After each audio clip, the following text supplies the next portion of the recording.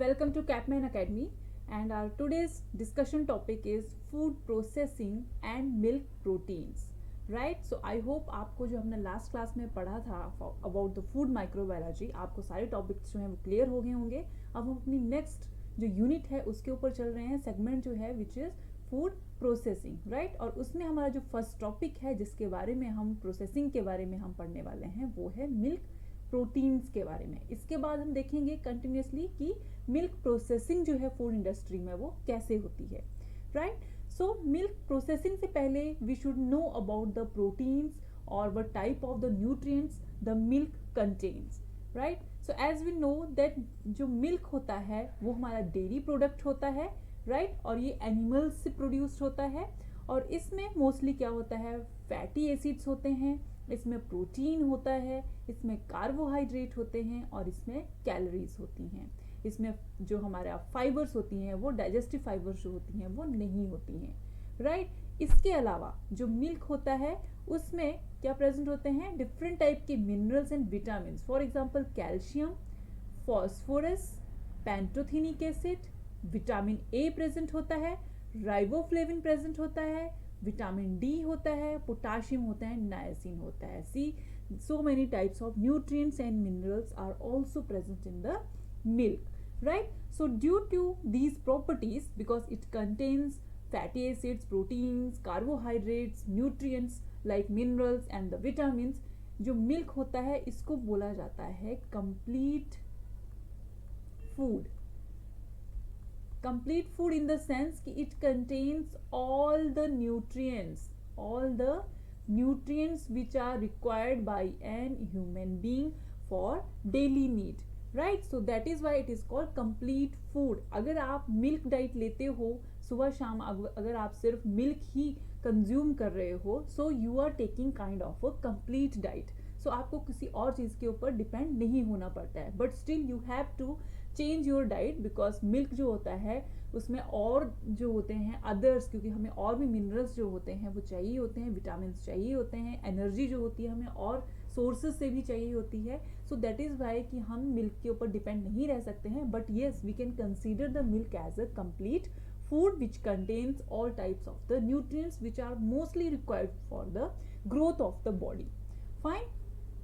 So अभी आपको ये समझ में आ गया कि मिल्क जो होता है उसमें क्या प्रेजेंट होता है, और इसके अलावा जो मिल्क होता है उसमें जो कंटेंट प्रेजेंट होता है वो होता है वाटर, जिसकी वजह से क्या होता है कि जितने सारे इसमें न्यूट्रिएंट्स प्रेजेंट होते हैं वो वाटर में सॉल्युबल रहते हैं. फाइन? इसके अलावा अब हम देखते हैं कि जो मिल्क होता है, जो मिल्क प्रोडक्ट होता है उसमें एक्चुअल में जो कितने टाइप की प्रोटीन्स प्रेजेंट होती हैं. फर्स्ट हम पढ़ने वाले हैं प्रोटीन्स कि इसमें कितने टाइप की प्रोटीन्स प्रेजेंट होती हैं, बिकॉज प्रोटीन्स जो होता है बहुत ही इसका इम्पोर्टेंट पार्ट होता है. ये वेरियस टाइप्स ऑफ रिएक्शंस में these type of proteins are involve. ये कैसे हमारी बॉडी में एक्चुअल में वर्क करती हैं और ये किस टाइप से जो हमारा मिल्क का सोल्यूशन होता है वो कैसे स्टेबल रहता है. सो फूड इंडस्ट्री में ये इंपॉर्टेंट होता है ध्यान रखना कि हमारा जो मिल्क है, जो रॉ मिल्क है वो कैसे स्टेबल रहे. राइट? हमारी कम लेबर में उसकी शेल्फ लाइफ जो है वो कैसे इंक्रीज हो. सो उसके लिए जो प्रोटीन्स होती हैं ये बहुत इंपॉर्टेंट पार्ट होता है मिल्क का. सो लेट्स सी कि मिल्क में किस टाइप की और कौन कौन सी प्रोटीन्स जो होती हैं वो प्रेजेंट होती हैं. Fine? So number 1, for example जो मिल्क प्रोटीन्स होती हैं ये 2 टाइप्स की होती हैं. Milk proteins are of 2 types, जिसमें आ जाता है नंबर 1 हमारी केसिन मिल्क प्रोटीन. सेकंड आ जाती है हमारी वे प्रोटीन. एक और चीज़ याद रखने की है, जो वे प्रोटीन्स होती हैं ये हमारी इंजाइम्स होते हैं, इसमें मोस्टली इंजाइम्स इंक्लूडेड होते हैं. जो केसिन प्रोटीन्स होती हैं ये हमारी एक्चुअल में क्या होती हैं, माइनर प्रोटीन्स होती हैं. ये हमारे पेप्टाइड्स होते हैं, जबकि ये जो प्रोटीन्स होती हैं ये हमारी इंजाइमेटिक रिएक्शंस में क्या होती हैं, इन्वॉल्व होती हैं. तो ये क्या है, हमारे इंजाइम्स हैं.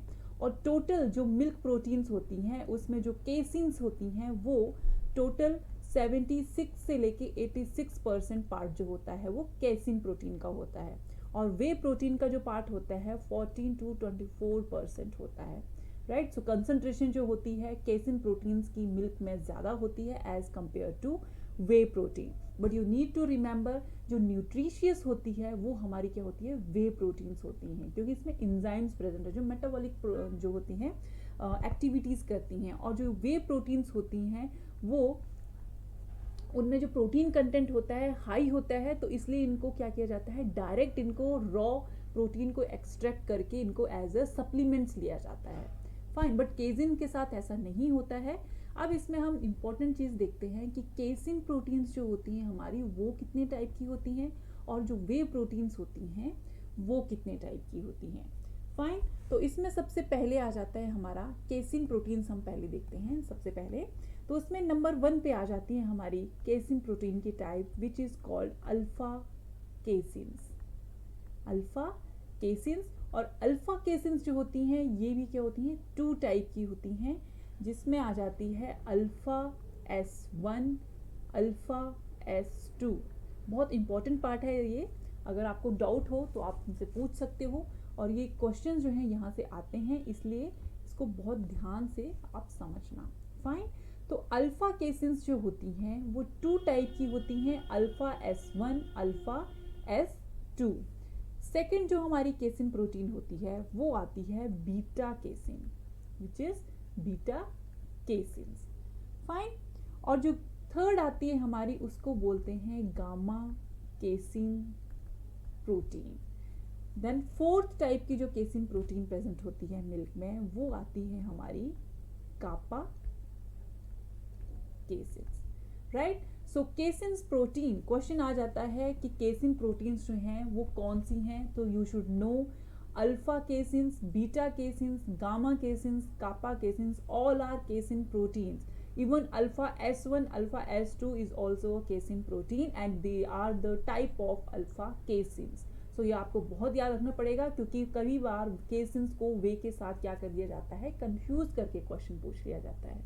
Fine, so let's discuss first about the casein proteins कि इनकी क्या क्या प्रॉपर्टीज होती हैं और क्यों ये इंपॉर्टेंट होती हैं, राइट। सो मैंने आपको बताया कि मिल्क में क्या प्रेजेंट होता है, कैल्शियम आयंस प्रेजेंट होते हैं। सो कैल्शियम आयंस क्या करते हैं, कैल्शियम सॉल्ट जो होते हैं वो प्रोड्यूस करते हैं, राइट। सो यहाँ से हमारा एक और कॉन्सेप्ट स्टार्ट होता है, due to the presence of calcium ये मिल्क की जो स्टेबिलिटी होती है उसको क्या करते हैं, डिफाइन होती है मिल्क की। और किसकी वजह से स्टेबिलिटी डिफाइन होती है, this is due to the casein proteins. जो केसिन प्रोटीन्स प्रेजेंट होती हैं वो क्या करती हैं, स्टेबिलिटी जो होती है मिल्क को वो प्रोवाइड करती हैं। स्टेबिलिटी इन द सेंस, आपको पता होगा कि अगर आप मिल्क को कुछ टाइम के लिए रूम टेम्परेचर पे छोड़ देते हो तो आफ्टर सम टाइम वो क्या स्टार्ट हो जाता है, कोगुलेट होना स्टार्ट हो जाता है।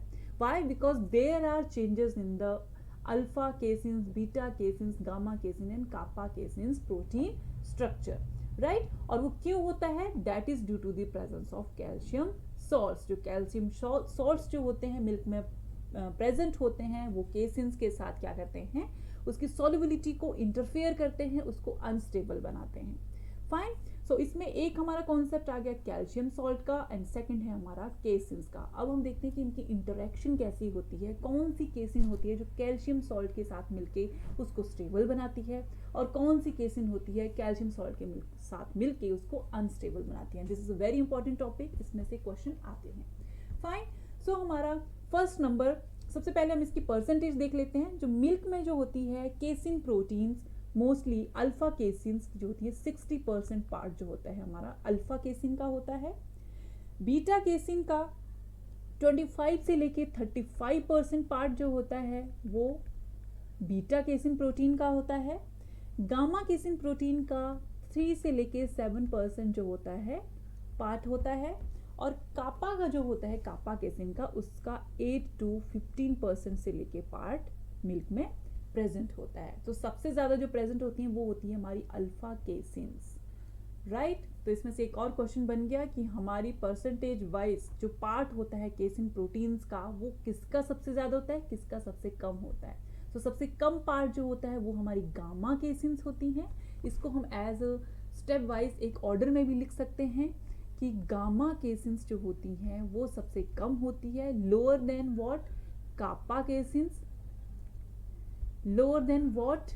Beta caseins, and these are lower than what? Alpha caseins. So see, एक टाइप का क्वेश्चन जो है हमारा यहाँ पे ये सॉल्व हो चुका है. यू शुड नो कि परसेंटेज जो होती है इन केसिन्स की किस ऑर्डर में होती है. तो सबसे कम हमारी गामा केसिन आती है, नेक्स्ट हमारी कापा केसिन आती है, देन हमारी बीटा केसिन आती है, and then alpha casein. Alpha casein highest उसमें पार्ट में आती है, then beta, alpha, beta, gamma and kappa. Fine. तो ये हमारा परसेंटेज था. अब हम देखते हैं कि इनकी सॉल्युबिलिटी कैसे होती है.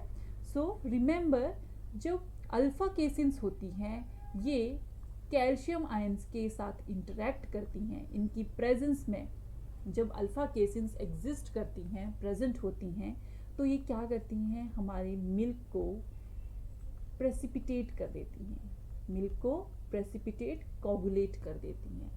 इसका क्या मतलब हुआ कि जो अल्फा केसिन्स होती हैं इन the presence of calcium salt, वो क्या होती हैं? अनस्टेबल होती हैं, अनस्टेबल होती हैं. और इनका एक और नेचर होता है, ये हाइड्रोफोबिक होती हैं, ये हाइड्रोफोबिक होती है, which means water hating protein होती है. इनको वाटर के साथ रहना पसंद नहीं होता है, इसीलिए ये क्या कर देती हैं? प्रेसिपिटेट बना देती हैं.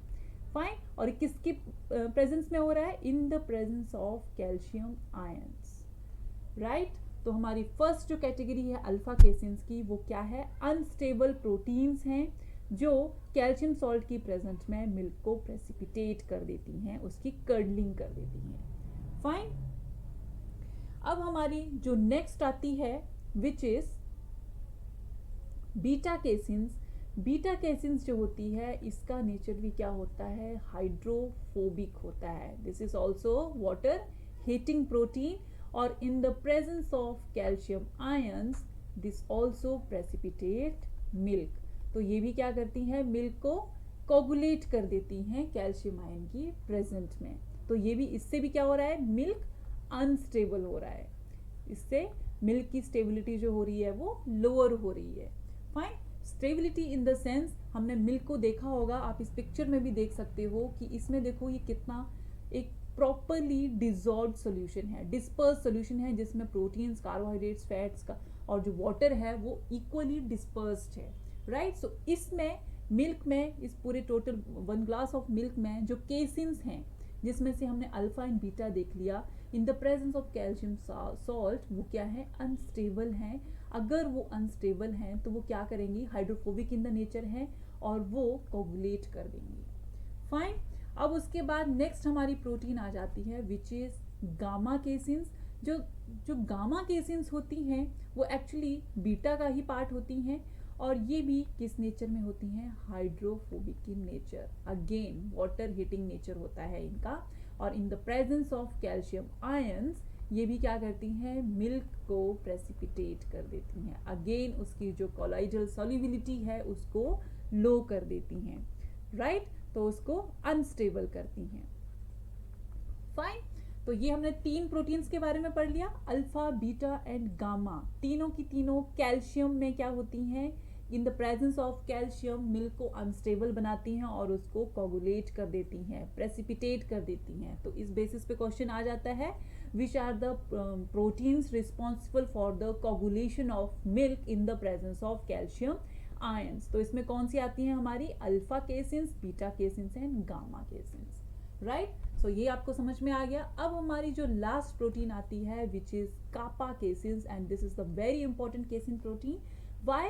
बिकॉज फर्स्ट ऑफ ऑल जो हमारी कापा केसिन्स होती हैं वो हाइड्रोफिलिक इन नेचर होती हैं, विच मीन्स ये वाटर लविंग इन नेचर होती हैं, और in the presence of calcium ions ये क्या करती हैं? ये सॉल्युबिलिटी को इंक्रीज करती हैं. जो मिल्क की सॉल्युबिलिटी होती है उसको इन्हांस करती हैं. तो इसमें यही सफिशिएंट नहीं है, इसमें एक और फैक्टर होता है कामा प्रोटीन्स में, कापा केसिन्स में, जो इसकी सॉल्युबिलिटी को इन्हांस करता है, which is it also contains carbohydrate moiety. Carbohydrate moiety जो होती है, शुगर मॉलिक्यूल्स इसमें प्रेजेंट होता है. So due to this carbohydrate molecule, जो हमारी कापा केसिन्स होती है वो कैल्शियम आयंस की प्रेजेंट में क्या करती है, सॉल्युबल रहती है। एंड दिस सिंगल कापा केसिन्स ये क्या करती है, मिल्क को स्टेबल रखती है, उसको क्या करती है, उसकी जो कोलाइडल जो स्टेबिलिटी होती है उसको इन्हांस करती है, उसको रिड्यूस नहीं करती हैं। सो सी ड्यू टू दिस कापा केसिन्स जो हमारी अनस्टेबल प्रोटीन्स हैं अल्फा बीटा एंड गामा, ये भी क्या हो जाती हैं, स्टेबल हो जाती हैं। सो कापा केसिन्स के ऊपर सब कुछ डिपेंड करता है कि मिल्क की सॉल्युबिलिटी कैसी होगी, कोलाइडल सॉल्युबिलिटी उसकी इंक्रीज्ड होगी या फिर डिक्रीज्ड होगी। इफ इन एनी केस कापा केसिन्स जो है हमारी अनस्टेबल हो जाती है, हाइड्रोफिलिक नेचर उसका लूज हो जाता है, तो वो अगेन क्या हो जाएगी, अनस्टेबल हो जाएगी। और if this kappa casein is unstable तो क्या हो जाएगा, जो कोगुलेशन, जो हमारी कोगुलेशन वाली रिएक्शन है मिल्क में वो स्टार्ट हो जाएगी, और बाकी की जो प्रोटीन्स हैं अल्फा बीटा एंड गामा ये भी साथ में प्रेसिपिटेट करना स्टार्ट कर देंगी, काइंड ऑफ चेन रिएक्शन हो जाएंगी, सारी प्रोटीन्स प्रेसिपिटेट करना स्टार्ट हो जाएंगी, और ये क्या करेंगी, these all leads to the curdling of milk. तो इस वजह से क्या होगा, जो कर्ड प्रोडक्शन होती है वो प्रेसिपिटेशन की वजह से स्टार्ट हो जाएगी, कर्ड फॉर्मेशन स्टार्ट हो जाएगी। फाइन, तो इसमें इंपॉर्टेंट पॉइंट है याद करने का, you should know about alpha beta gamma and casein proteins types. Number 1, you should know the part they perform in the milk proteins, casein proteins, उनका कितना पार्ट जो होता है वो प्रेजेंट होता है, जो हमारी अल्फा केसिन 60% बनाती हैं, बीटा केसिन कितना परसेंट पार्ट बनाती हैं, गामा केसिन कितना, और हमारा कापा केसिन कितना बनाती है, राइट। उसके बाद you should know about in the presence of calcium all 3 proteins alpha beta and gamma hydrophobic in nature होती हैं, और in the presence of calcium ions ये प्रेसिपिटेट हो जाती हैं एंड कोलाइडल सॉल्युबिलिटी को डिक्रीज कर देती हैं, मिल्क की कोलाइडल सॉल्युबिलिटी को क्या करेंगी, डिक्रीज कर देंगी। अब इसमें एक्सेप्शन आती है हमारी कापा केसिन, उसके ऊपर सारा का सारा बर्डन होता है मिल्क को एक सस्पेंशन में रखने का, उसको सॉल्युबल स्टेट में रखने का, तो ये सारा रोल प्ले कौन करती है, कापा केसिन करती है। तो इस पॉइंट को मैं फिर से एक बार समझा देती हूँ, जो हमारी कापा केसिन होती है वो क्या होती है, उसके साथ कार्बोहाइड्रेट मोइटी जो होती है वो अटैच्ड होती है, कार्बोहाइड्रेट मोइटीज शुगर मॉलिक्यूल इसके साथ अटैच होता है, राइट। इसको हम प्लस में नहीं करते हैं, इसको हम ऐसे करते हैं, ये दोनों एक दूसरे के साथ अटैच्ड हैं, राइट। अब जब ये दोनों अटैच्ड फॉर्म में होंगी तो मिल्क हमारा क्या रहेगा, स्टेबल रहेगा, उसकी जो कोलाइडल स्टेबिलिटी जो है वो इनहांस्ड रहेगी। फाइन, अब ये किस में हो रहा है, अगर यहाँ पे कैल्शियम आयन प्रेजेंट है तब भी ये स्टेबल रहेगा। फाइन, ये इसकी एक कंडीशन होगी, नॉर्मल कंडीशन में मिल्क जो होता है वो ऐसे होता है। सेकंड इसकी कंडीशन आ जाती है, आपने कोई एंजाइमेटिक ट्रीटमेंट देके, एंजाइमेटिक ट्रीटमेंट देके या फिर हीट ट्रीटमेंट देके क्या किया, आपने जो कार्बोहाइड्रेट मोइटी थी उसको डिग्रेड कर दिया या फिर ब्रेक डाउन कर दिया। सो कापा केसिन अब क्या हो चुकी है, वो हमारी रिलीज हो चुकी है कार्बोहाइड्रेट मोइटी से, तो उसका जो फैक्टर है, सॉल्युबल फैक्टर है, वो क्या हो चुका है, लूज हो चुका है। तो अकेली कापा केसिन मिल्क सॉल्युबिलिटी को बनाए नहीं रख पाएगी, और ये क्या कर जाएगी, मिल्क सॉल्युबिलिटी को डिक्रीज कर देगी, right, in the absence of carbohydrate moiety. Fine, तो अगर कापा केसिन यहाँ पे प्रेजेंट है अलोन, तो वो क्या करेगी, मिल्क सॉल्युबिलिटी को डिक्रीज कर देगी। अब इसमें एक और क्वेश्चन आता है कि जो हमारी कापा केसिन होती है जब ये सिंगल फॉर्म में होती है, अलोन होती है, तो इसको बोला जाता है para kappa casein, right. Remember रखना, क्योंकि एग्जाम में कंफ्यूज करने के लिए ऐसे ऐसे नाम दिए जाते हैं।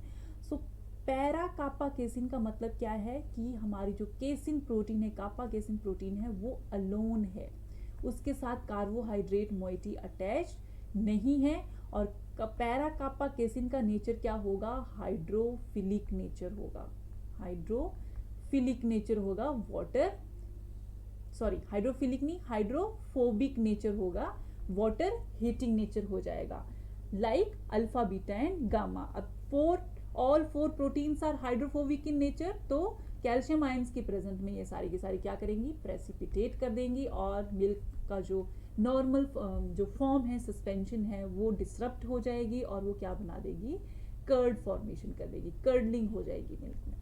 फाइन, तो किसके वजह से हो रहा है, because kappa casein is break down here और separated from the carbohydrate moiety, right. इतना समझ में आ गया।